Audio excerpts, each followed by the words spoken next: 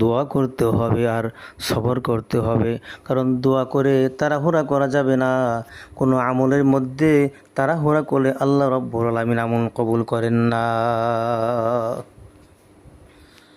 আল্লাহ পাক রব্বুল আলামিন বলেন, ইন্নাল্লাহা মা'আস সাবিরিন।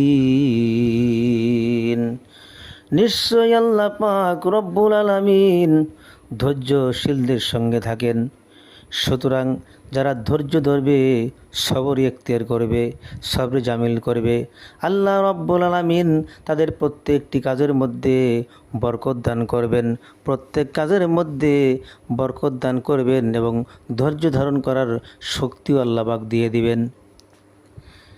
এজন্য ভাইয়ের আমার, আল্লাহ পাক রব্বুল আলামিনের কাছে যখন কোনো দোয়া করি আমরা, এই দোয়া করার পরে তাড়াহুড়া করা যাবে না। দোয়া করার পরে তাড়াহুড়া করা যাবে না, ধৈর্য হারানো যাবে না, সবর ইখতিয়ার করতে হবে। দোয়া করে বেশি বেশি দরুদ ইস্তিগফার করতে হবে। আর মনে মনে সংকল্প করতে হবে, আল্লাহ তুমি আমার এই দোয়াটা কবুল করে নাও।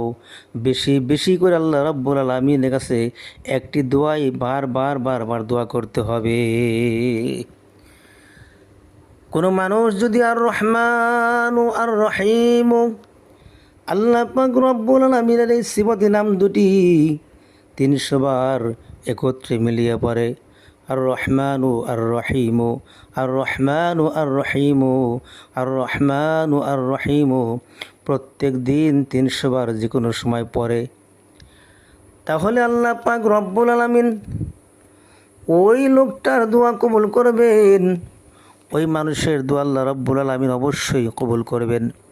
সুতরাং দোয়া করার আগে যদি আর রহিম আর রহমান আর রহিম, আর রহমান আর রহিম এই দুটি সিফাতি নাম আমরা 300 বার পরে এরপরে দোয়া করি, তাহলে আল্লাহ রব্বুল আলামিন খুব অচিরেই, খুব দ্রুত সময়ের মধ্যে আল্লাহ পাক দোয়া কবুল করে নেবেন।